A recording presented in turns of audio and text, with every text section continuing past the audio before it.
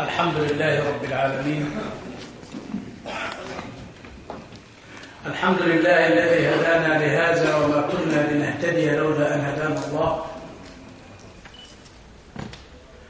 وأصلي وأسلم على سيدنا ومولانا محمد الفاتح لما أغلق الخاتم لما سبق ناصر الحق بالحق والهادي إلى صراط الله المستقيم وعلى آله وصحبه حق قدره ومقداره العظيم. السيد الأستاذ العمدة أحمد رسلان رئيس المؤتمر،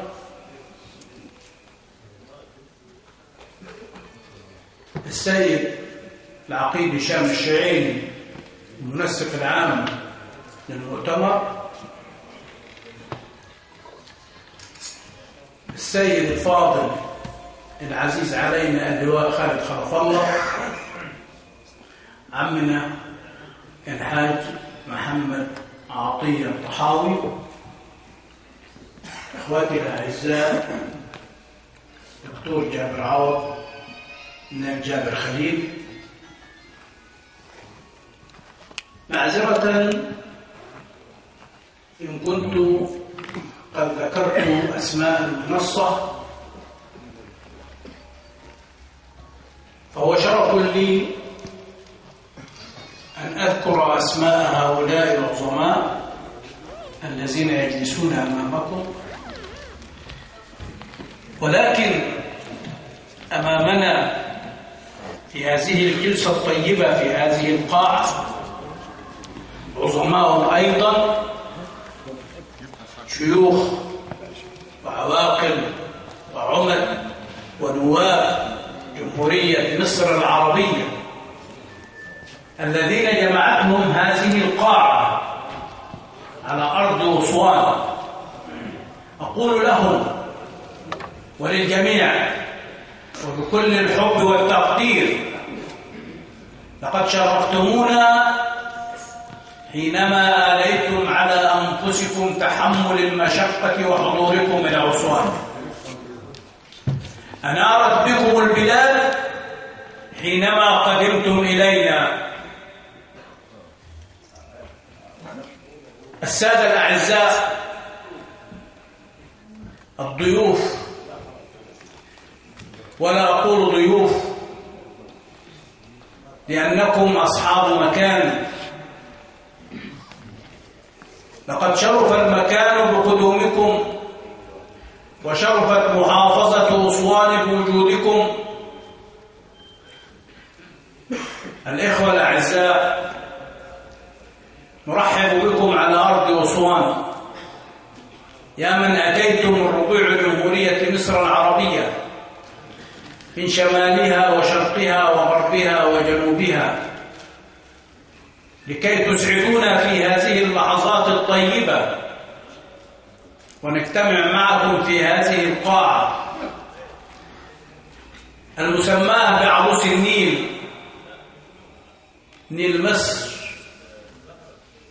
الذي يجري أمامنا، نيل مصر الذي تحاط ضده المؤامرات مؤامرة تلو الأخرى لكي يقف هذا النيل، ولكن هذا النيل والنيل الخالد الذي يجري في ربوع مصر من أقصاها إلى أقصاها إلى أن يصل إلى البحر الأبيض المتوسط، هذا النيل الذي ذكرت مصر به أنها هبة النيل، فمصر فعلا هبة النيل، والنيل يجري بأمر الله سبحانه وتعالى، لا بأمر أوباما ولا بأمر إثيوبيا ولا بأمر إسرائيل. فالحق تبارك وتعالى أجرى هذا النيل على هذه الأرض الطيبة منذ آلاف السنين، وسيظل إلى أن يرث الله الأرض ومن عليها. فمصر حاضنة لهذا النيل العظيم وهذه المياه العذبة التي يتمنى أي شخص في العالم أن يذوق طعم هذا الماء. وحينما نخرج من مصر في خارجها لن يتحدث معنا أحد إلا عن مصر. فنحن بإذن الله نقف صفا واحدا وراء قواتنا المسلحة وشرطتنا العظيمة وهذا الشعب الأبي للدفاع عن هذا النيل العظيم الذي يجري في ربوع مصر. وها نحن نتابع الأحداث يوما بعد يوم، ونحن في هذه الآونة التي نتطلع فيها أن تكون لمصر قيادة واعية، قيادة عظيمة تستطيع أن تدافع في المحافل الدولية عن مصر وعن قضاياها. لقد برز في الآونة الأخيرة الشخصية التي كنا نتمناها ويتمناها أي مواطن مصري بروز المشير عبد الفتاح السيسي على السطح لكي يتحمل هذه المهمة الصعبة الشاقة.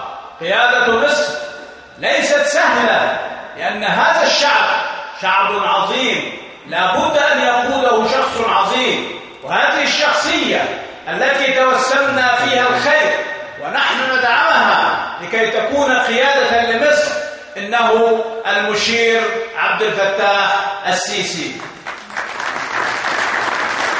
ولا أريد أن أكرر ما ذكره الإخوة، فهذا الرجل يسير إلى الأمام ولا يلتفت إلى الخلف.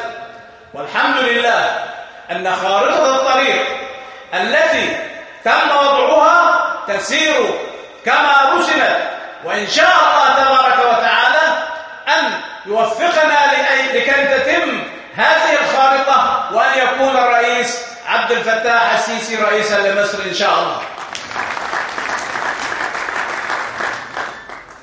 يسعدني ويشرفني أن أقف أمام هذه الكوكبة من العمد والمشايخ والسادة النواب والعلماء وأتحدث أمامكم، ولست بخيركم ولكنني أنا أصغر واحد فيكم. في الحقيقة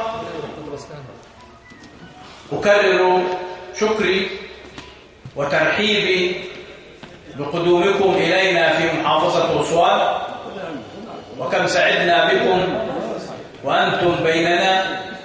وكما ذكر الإخوة أن هذا ليس المؤتمر الأول للمجلس الأعلى لشورى القبائل العربية، ولكنه هو المؤتمر الخامس